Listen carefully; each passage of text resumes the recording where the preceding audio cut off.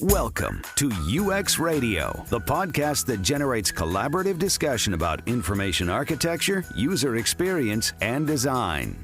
Angel Anderson is a seasoned UX design leader and business strategist who left her VP User Experience Director position at Crispin Porter Bogusky, CP&B, to found and run her own startup, NailSnaps. Now as CEO, Anderson is responsible for scaling NailSnaps to be an international success and truly loved by customers as the world's first mobile social nail design platform. In this episode, Angel talks about her journey from UX designer to CEO. Here are your hosts, Lara Fedoroff and Chris Chandler. Hi, and welcome to UX Radio. We're so excited to have our guest, Angel Anderson, joining us today. Hi, Angel. Hi, Angel. Thanks for coming. Thanks for having me. So, Angel, tell us about yourself. Well, I did grow up on army bases, so I apologize if I curse. We'll fix that in post. Thank you. I spent many years in my career as a UX designer, but now I am the CEO and co-founder of a startup called NailSnaps, and NailSnaps lets you put your photographs, your Instagrams on your nails.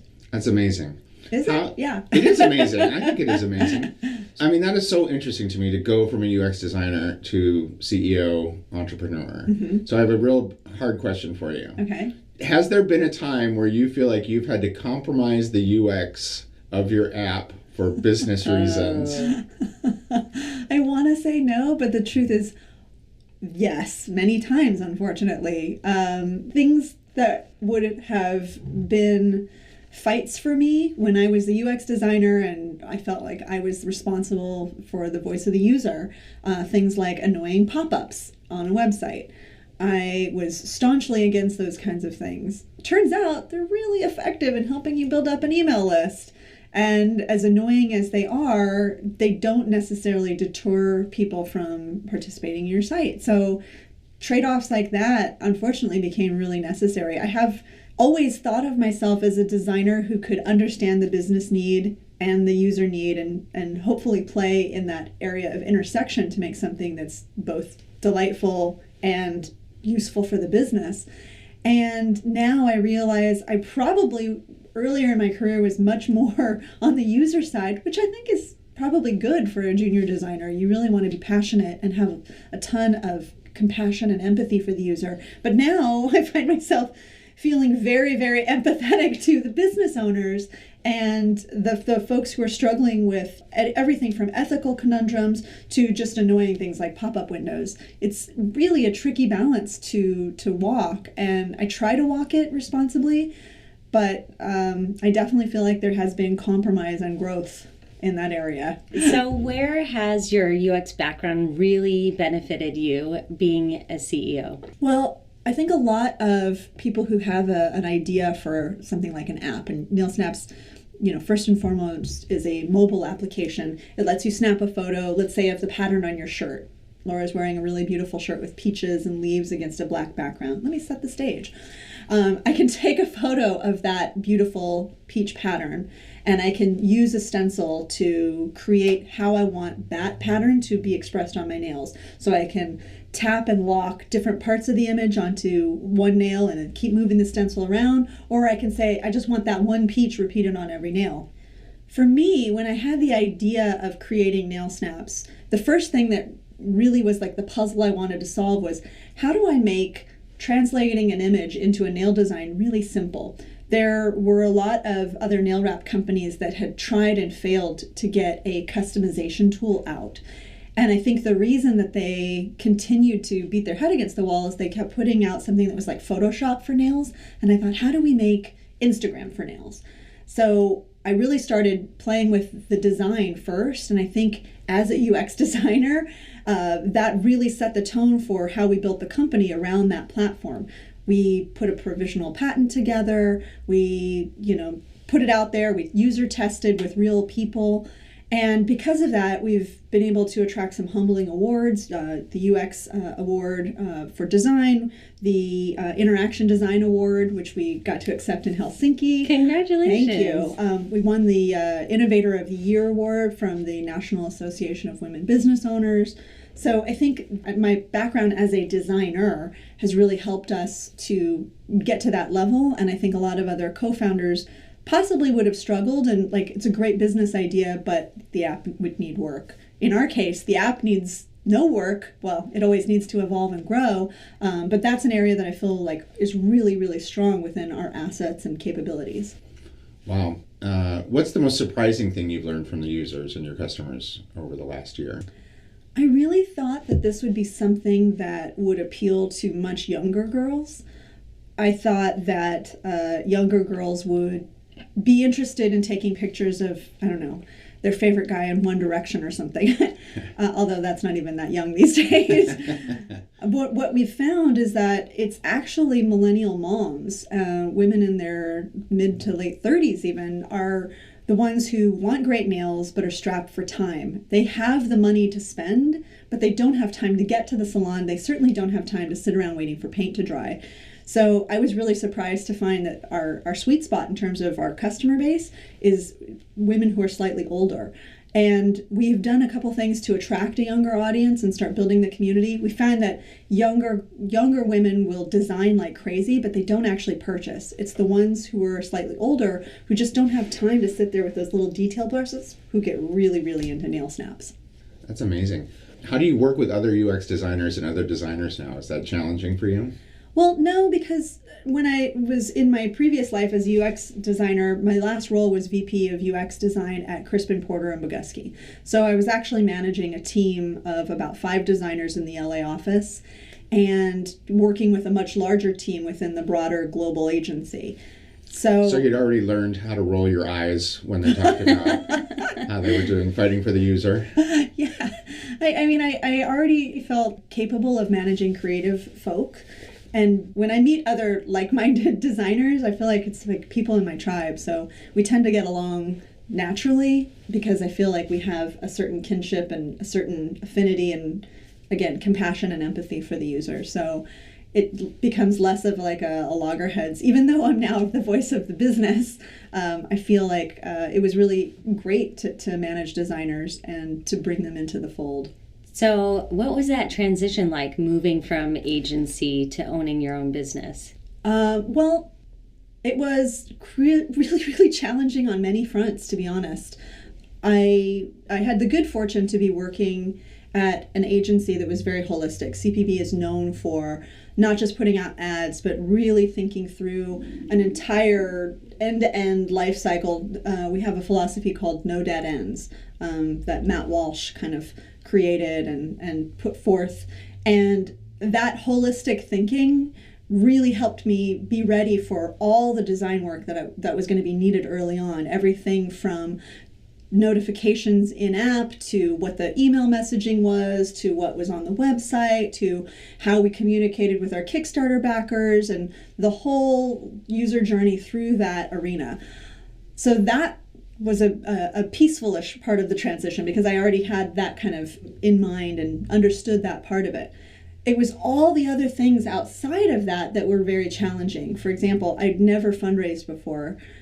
So even just going through a Kickstarter felt like an insurmountable mountain while we were in the middle of it.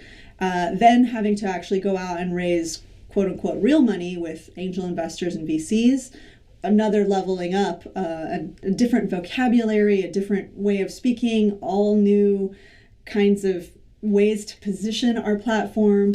I also had never done things like figure out packaging and manufacturing and supply chain and international shipping, because when you work at an agency, it's like, I have this great idea, and then there's a beautiful team that can assemble your vision and make it into a reality. When you're the founder of a startup, especially a small startup, not only are you wearing every hat from like janitor to, bank accountant, you also just have to roll up your sleeves and understand that there's going to be so many things you don't know how to do and you just have to figure them out. So it was really challenging. So you got a little less sleep. Yeah, I got no sleep. Especially during the early days, the first year I think was probably one of the most challenging times of my life. And mind you, I was coming from a creative agency that was known for really pushing creative teams. I had already had a certain comfort level with pulling all-nighters and traveling to a pitch and like diving in and just spending, 18, 19-hour days working with a team. So it wasn't that it was hard work, it was that it was hard work coupled with work I didn't know how to do. So figuring that out and feeling like we're under the gun to make sure that we hit this milestone before we ran out of money, very, very stressful. Stress on a level that I had really no idea what I was getting into. And I will say another thing is there was a lot more sexism, which again was mind-blowing coming from the ad world, where it's known that, there's the 3% conference, for example, where only 3% of the world's creative directors are female. And I thought I had already kind of dealt with and understood that landscape. And then I got into startup culture. And again, it was like super bro fest. And suddenly I'm meeting with VCs, some of whom are judges at a, women empowerment pitch competition. And they're checking out my nails and touching me all the way up past my elbow and making jokes about how my co-founder would make a great next ex-wife. Really mind-blowing misogyny, sexism, and weird innuendo that I thought I'd left behind in the advertising world. And it was, in many ways, on many fronts, it was like going from the fire into the frying pan. Or frying pan into the fire. Which one's worse? Yeah. Whichever one's worse, that's where I went. Do you think that it's changed at all? I mean, I know we're kind of in the middle of a sea change right now, so it's hard to judge. But I don't know if you've noticed any, or if you're just better at handling it or more used to it. Unfortunately, I think that we are in the midst of change, but change is very scary. And there are a lot of people who are deeply invested in things staying the same. And a lot of people who I think maybe have the best of intentions, but are now operating out of a place of fear. And without naming names, I'll say that one of the people who I got to know as an investor had an encounter with somebody who made an allegation of sexual inappropriateness. And his response, which really shocked and horrified me, was, well, I'm just not going to invest in women anymore because it's too risky. Wow. So is it changing? Yeah, but I think there's also a lot of backlash. I think the Me Too phenomenon, the movement, it was great in exposing a lot of really, really bad behavior, but it also has made a lot of men, I think, feel very fearful, and they are now retreating from female entrepreneurs. Thank God there's also a counterbalance to that. There are a lot of female VCs who are banding together and saying, we're going to do better. One of the people in our cap table is a woman named Arlen Hamilton. If you don't know who she is, she's worth looking up. She is an amazing investor who has specifically created a fund to support female entrepreneurs and people of color.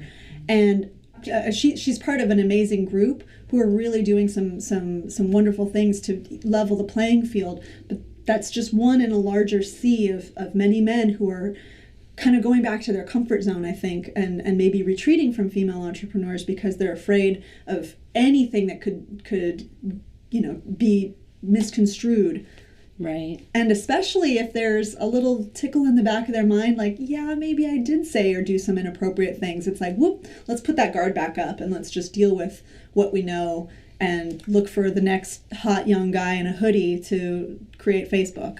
Yeah, I mean, I think the transparency of everything is helping a lot.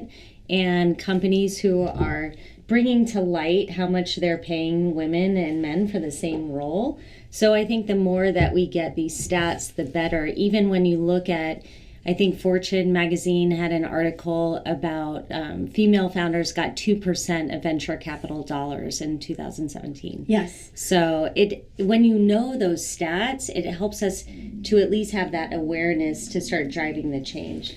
As they say, you can't manage what you don't measure. So it's good to know. Yeah, I think you bring up a really interesting problem, and I feel like people have this problem about identity, right? Like, hey, maybe I did something that was wrong, and so their idea is that might make them a bad person, right? Instead of dealing with the thing that they did, right? And separating out, I've said that to lots of people in online flame wars over the years, right? I'm not calling you a racist. What I'm saying is what you said was racist. I'm not calling you a sexist, but what you did was sexist, right? And I think it's so difficult to not be defensive in those situations, but it's also inexcusable. I mean, honestly, what bullshit. I'm not going to invest with women. That's clearly like, I'm going to take my marbles and go home. Yeah. It's a very, very childish response. It's also made me much more aware of my own privilege as a white woman. When you talked about that stat of 2% of VC funds going to female entrepreneurs, we're one of those lucky that made it into the 2% that got some funding in 2017. But, and I look at myself in the mirror and I'm like, okay, they can see their wives or daughters in me. What about the women standing next to me, the African American women, the Korean women, who didn't get the same fair shake as I got? And I barely got any, but they got nothing. So I think there's still a lot of work to be done to make things more fair, and also, to improve the kinds of businesses that get to exist. There are a lot of really, really amazing female entrepreneurs and people of color who are starting businesses that need to exist, that deserve to exist, and that would actually improve our lives in dramatic ways, and they're just not getting the time of day. So I'm very, very grateful for people like Arlen and the folks at Backstage Capital, but also VC groups that specialize in funding women like Golden Seeds, and even Pasadena Angels, who's also on our cap table. They've done a remarkable job of reaching out to non-traditional entrepreneurs, and I'm very, very grateful. I think I said earlier optimistically that we're in the middle of a sea change. I hope we are, and I believe that we are. I think we are, but when you're in the middle of a sea change, a lot of shit gets kicked up from the bottom of the ocean floor, and I think that's the time that we're actually in. It's messy. Things are very dark and murky right now because of the sea change. But I think I'm an optimist at heart, so I'm hopeful that where we're going to get to is a much better place. Switching topics, although that I think remains a background topic for all of us, again, during these times. The other thing that I always associate with you is your Ignite talk on why people share. Oh, yes, I love that. So I want to go back. I mean, when I first knew you, this is the time machine.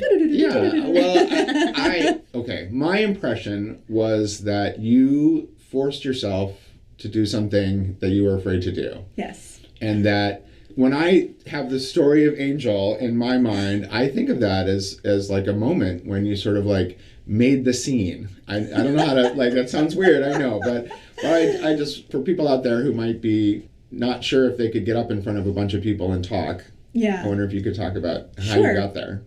Or maybe tell the people what I'm even talking about. Yeah, okay, so I think it was 2012. I was living in Boulder, Colorado, working at Crispin Porter Bogusky. Maybe it was 2011. I was working for Matt Walsh, who is now the founder of Greenstone. Greenstone's a great consulting company too. You should check them out. I was working under Matt Walsh, and he was saying he wanted everybody on the team to be more visible on the scene and to be more part of the larger global user experience design and interaction design community. So he said, I want you all to start submitting talks, and the first person who gets a talk accepted will get this very nice bottle of wine. Well, I'm not much of a wine drinker, but man, am I competitive. So as soon as the gauntlet was thrown down, I was like, okay, what can I submit for? What's coming up? There happened to be an Ignite session that had an open call that was happening in our local area there in Boulder. And I thought, a 5-minute talk. Well, that'll be easy because a 5-minute talk, I won't have to prepare as many slides. That'll be a good, dipping of the first toe into the water. 5-minute talk. How hard can it be? Well, it turns out the Ignite format is one of the hardest formats to present because, yes, it's only 5 minutes, but the slides, you have to create 20 slides and you don't actually control them. Once you stand up there, they auto advance. So you have to have your presentation down cold. They also don't provide you notes. So you have to have the timing exact. It has to be perfectly rehearsed and feel extemporaneous, but it has to be timed perfectly to your slides, which is not an easy thing to do if you're a first-time speaker. And I'd never spoken anywhere before other than to clients, at a small conference room, 12, maybe 20 people max. So I was thinking, wow, this is going to be a big deal because their last Ignite, was at the Boulder Theater and they had about 200 people. So I'm talking to the person who's organizing it. And he says, well, we're not doing it at the Boulder Theater this week that week because it also happens to be Tech Week here in Boulder. So we're going to do it at this other theater. And I said, okay, great. And he said, yeah, we'll have about 1,200 people and we're going to live stream it to the larger community. And I felt so nauseous, I almost threw up right when he said it. So now I'm getting really, really worked up. I've already got my slide deck. I've already been preparing, but I'm starting to feel just like sweaty every time I think about it. I think on the day of, I legitimately asked somebody in the office to slap me across the face because I was starting to feel a little hysterical about how nervous I was. And if you Google it, you can Google Angel Anderson, Why We Share. And when you watch this 5-minute Ignite talk, you will notice that I am chewing a piece of gum. I forgot that I had it in my mouth when I went on stage, and I was chewing it and so pumped up with adrenaline that when I got off stage, I remembered it was in my mouth, and I pulled out this, it felt like a husk of cardboard. Like I'd turned this poor piece of gum into jerky. It was like petrified, hard as a rock from all the adrenaline in my system, and it was very scary, but it went okay. And I got the bottle of wine, and then that set me on the path to turn that talk into a larger talk, which I then gave at the Interaction Design Conference a year later. And from that point on, I felt much more comfortable being in front of large groups. Now I'm okay speaking, and I actually enjoy pitch competitions because for me, it's a little bit like a karaoke performance. As long as I know the main tune of the song, I can kind of wing it slide to slide. And I can also attest that you're an awesome karaoke performer. Thank you. It's actually one of the things that I'm most proud of being endorsed for on my LinkedIn profile. Oh, that's a good one. Yeah. Well, do you have any advice for someone who might be, thinking about doing a presentation like that or wanting to get out and... There's so many great books on it. There's so many techniques that you can learn. I took actually a workshop that really, really helped me. The Cranky Talk workshop. Oh, right. Oh, that's great. I'd forgotten that you did that. Yeah. Was that before the Ignite talk or what? It was after. Right. But, I realized, how do I take this 5-minute talk and expand it into something that's actually meaningful? And that gave me an understanding of, different styles of presentation and different ways to structure, the beginning, middle, and end. Always happy to do a shout out to Dan Willis, by the way. Yeah. So. Dan Willis was, a phenomenal teacher and gave me a lot of confidence and a lot of really great techniques. This is going to sound really boring, but the number one most important thing that a lot of people just fail to do, memorize your slides and practice live in front of people. I was very fortunate that Matt Walsh and the larger team let me practice in front of them before I got up, and that made all the difference. And now it's something that I always do. They tell you to do that, but so many people just get nervous about practicing in front of people. It's super important to do that because the live practice in front of a real live studio audience, even if it's just one person, it's going to really help you get that pattern down and make it feel like it's very natural when you're actually on stage delivering it. And it seems like when you're doing all these pitches for the ad agency, that you could take some of that structure and story arc into sort of your talks and how you structure those. Is that kind of how you approached it? Absolutely. I think when you're pitching for an agency, they talk a lot about the theater of the pitch. There's dramatic pauses. There's swag that you hand out, but at a certain moment, because you don't want people thumbing through little tchotchkes or even a flyer before you're ready for them to take their eyes off of you. So there's a lot of staging that goes on with an agency pitch, and that kind of stagecraft was very, very helpful for getting my presentations down. And now, I've fortunately won a couple of pitch competitions, which, is another little gold star. Yeah, that's amazing. If I can switch topics again. Sure. I'm curious what you think of as sort of innovations in the app space. What are some interfaces, interactions, cool things you've been looking at or thinking about recently? I think a lot of interesting things are going to come out of facial recognition, as dangerous as that can also be. I think, right now there's a lot of customer feedback surveys that could probably be replaced by just looking at people's faces while they're using the app. Do they look confused? Do they look angry? Do they look frustrated? When they sit there thumbing through your app, are they smiling? Are they frowning? Are they dumbfounded?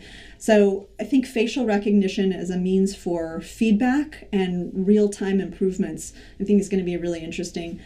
I think AR and VR are obviously going to be huge on the horizon, but right now the way that the devices are set up, it's very limited. This becomes kind of like a snorkel mask through which you can see awesome things that get added onto your environment, but I haven't really seen anything beyond that come to light. So I think for now, the biggest innovation for mobile apps and for anything on mobile, which is like where everything is going to be, is really facial recognition. And I think they don't have that in Android yet. Do they? I don't think so. I think they're working on a kit for it. But yeah, it is interesting to look at the emotional sentiment that they're starting to play with and measuring right now with facial recognition. I think it could be exact and it could be incorrect as well. So I think we need to be careful about how we're measuring that in regards to the experience. I'm going to respectfully disagree. Sure. I think that it's actually going to be very accurate and probably more accurate than an actual interview with the user. And here's why. I don't know if you've ever seen that show Lie to Me. Yes. Yeah. Okay. No. So this is based on a guy, it's loosely based on a guy whose name I'm not going to be able to remember, who studied facial expressions. Turns out there's only about 64 muscles in your face, which means the combination of muscle movements to create an expression are pretty finite. It's not like hundreds of millions. It's actually pretty small. And I think for, in terms of machine learning, it's just like a blip. So I think that with proper facial recognition techniques that are built onto the algorithms that this guy already kind of mastered when he was doing it, he became basically a human lie detector. Really fascinating story, and I wish I could pull his name up. Maybe it'll be in the show notes. Yeah, please include that in the show notes. But the character in Lie to Me is loosely based on this guy's work, because what he can do is he'll interview somebody and he'll notice just like slight twitches and smirks, micro expressions, and those reveal everything he needs to know about the person's testimony or how they're really feeling. And I think that with facial recognition software and the fact that there are such a small finite number of permutations that a human face can make, and those expressions are actually universal, I think it's actually going to be a remarkable change in the way that we gather feedback and the way that we interact with users, because we're going to be able to tell when they're happy or sad and respond accordingly. I was looking for something the other day related to suicide girls, for example, and I typed in suicide in Instagram. When you do that, it actually says, hey, this can bring up content that can be triggering. Do you actually need help, or do you just want to see the content? And I thought, wow, that's very responsible, Instagram. Thank you. I proceeded to the content, but I had no idea. And I'm wondering if in the future they're just going to be able to see maybe somebody's crying when they're thumbing through Instagram. And I think we're starting to realize that social media can have a detrimental effect on our health and well-being, because it's more than FOMO. It's just like, wow, I just don't measure up at all. Right. So I think that facial recognition can start to help companies that are interested in doing good actually help people's well-being by recognizing when they're not feeling great and taking steps to change that tide. Facial recognition combined with artificial intelligence is going to lead us to a new era where we don't necessarily think of our artificial agents or artificial intelligence as like this slave kind of mechanism, but somebody who can actually be kind of a help and a comfort to us, a partner even in co-creation and collaboration for creative endeavors, because they're going to understand when we're tired or when we're just not feeling it. I hope. I would love to have a cool sentient sidekick like Samantha in Her. Please be my best friend, Samantha. I think the challenge, and if anybody had told me 20 years ago when I started working online that the net result would be to unleash humanity's inner troll, I don't know, my career might have been different. I mean, I think there's such a need to think about how to put those tools on the side of the individuals. I don't think we know where to draw the line between the individual and the institution, right? Like right now, it's amazing. We're living in an age of wonders. You can get access to Google's visual recognition and facial recognition, or Microsoft's API. Like, this stuff is very easily available, even if in its infancy. But, we can anticipate the same kind of concerns we have about Facebook, which is, wait a second, what are these corporate entities going to be doing with the fact that they now have this very intimate knowledge, even more intimate than where I am? I mean, forget about the corporate entity, the political entity. Right. I mean, yes. Well, that becomes even darker, right? To think about what the state will be able to do with the ubiquitous surveillance environment is really chilling. But I think, that's the call to action. I think that's the thing that hopefully someone can figure out, right? I'd love for there to be a way to have an AI that was on my side that helped protect me from other AIs, as one way of thinking about it. I mean, there's some people who say that designers need to take something akin to a Hippocratic oath, where we pledge to do no harm and to, keep the needs and desires of the user as the primary driver of what we do. I think I kind of agree with that. Alan Cooper gave a really great talk at Interaction this year. And, it was really about how we've seen the breakdown of society because we had decisions made early on that allowed a flood to form, where if responsible designers could have possibly thought a few moves ahead, they could have put rocks in the right place to make sure that never happened. But I think none of us at the time had any idea. It was just about building something cool. I say this as if I worked at Facebook. I never worked at Facebook. But for all the folks, the well-meaning people and friends that we have who did work for Facebook or Twitter or who are now working for Google and working on Alexa, I think that now more than ever, it's time to peel back some of the freedom that it was put onto those platforms and really start putting up guardrails so that nefarious entities, whether they're political or corporate or some kind of horrible evil combination of the two, can't, like, what is it, something Analytica? That's a corporate slash political entity. When they get their meat hooks into a platform like Facebook, the damage that can be done, it's catastrophic. And manipulative. It's just horrible. I mean, there is a responsibility that we have. And so how do we implement that? I respectfully disagree with that position. I mean, I don't think there's nothing wrong. I'm all for designers being considerate and ethical and pledging to do their best. But I just think that it's a structural issue in the sense that you really cannot expect commercial entities to be ethical. What they're about is efficiency and profit. Protecting citizens is a function of the public discourse. I think it's the government. I think it's regulation and policy that we have to enact. And I think it's part of where we struggle right now is we're living in an age where we're so distrustful of what the government is really able to do and what's a legitimate use of government power. And it's certainly also subject to abuses. But I think that's where the protections come from. I would say it's got to be from both. Just like in the medical industry, you have doctors who on an individual level take this oath to do good. And you also have regulations about what kinds of procedures a doctor can perform and how those procedures are performed and what safeguards have to happen when they are performing those procedures. There's a lot of regulation around how medicine is practiced. And I think that's responsible.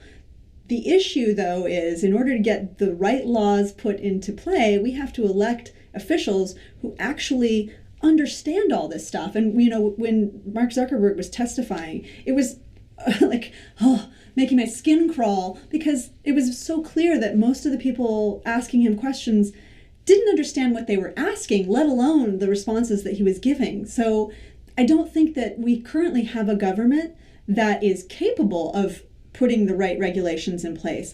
So it's incumbent upon us as designers and people in the tech industry to say, all right, some of us are going to actually have to get into politics. And when those folks do stand up, I think Brianna Wu is an interesting candidate for that reason. When those decide to put themselves into the crosshairs of a political discourse, we have to support them with everything we've got, because they are the people who can put those regulations in place. And without them, it's going to be even worse than it is now. And it's pretty effing bad. Yeah, that's really brilliant. Thank you. That helps clarify some things in my head. I think you're right. We need to be individually ethical, and we need to be motivated to act politically, because that's the will that we need to exert to be able to make progress against these forces that we unleash. By always thinking Have about you now the decided cool to run for Senate, Chris? Is this an aha moment for you? I think you would make a great senator. I think I might start with Parks and Recreation. We can get you some nail snaps. Yeah, exactly. Last question I have is, what would you like to be your legacy? Gosh, that's such a great question. I want to be known for several things. I don't know if there's just one thing that I want, like "she was nice" written on my epitaph. I think leaving behind good products. Again, Alan Cooper talked about being a good ancestor. Leaving behind a good design culture, making new young designers feel welcome and special and capable of stepping into the scene in a big way and not feeling like it's all been done. I remember having that feeling when I first became a designer, and I made this long list of all the designers that I admired, and then I realized, wow, they're all still alive, and they're all on Twitter, and I can talk to them. What an awesome time to be getting into this field when all of the people who've literally written the book are still practicing. But in about 5-10 years, that's not going to be true. So I think it's really important for us to reach out to young designers and make them feel like this is their time, and they can still have relationships with a lot of senior folks, and that they can also make a splash in their own right. And then finally, I would very much like to leave the planet in a better state. And I don't know right now if I'm working in a path that helps that, but I think in my next adventure, it's going to need to be something that's more aligned with my political values, because if anything, this last couple of years has made me more invigorated than ever to do good and be on the side of what's going to be helpful in the world rather than hurting it. So how can people find you? They can check out NailSnaps.com to see what I've been working on for the last 3 years. On the NailSnaps website, you can buy top designs that have bubbled up from our community members, and you can find a link to our Create app, which you can download free off of the App Store. Our NailSnaps app actually made the App Store's best new apps list when it was launched. It was the very first time in my career that I've ever made that list. You can't pay to be on it. So it was like, whoa, finally. So yeah, you can download the free NailSnaps app. You can also find NailSnaps everywhere on social media at NailSnaps, all one word, fingernail, just like that, NailSnaps. And if you're interested in continuing conversation with me, I'm just at Angel on Twitter. Thank you. Thank you so much for your time today. Thank you guys. That was a great conversation. Good questions. Really good conversation. UX Radio is produced by Lara Fedoroff and Chris Chandler. If you want more UX Radio, you can subscribe to our podcast on iTunes and Google Play, or go to ux-radio.com, where you'll find podcasts, resources, and more. This episode is brought to you by Philosophy. Philosophy helps entrepreneurs and organizations validate and develop their promising ideas through agile design, rapid prototyping, and software craftsmanship. To learn more, visit philosophy.is.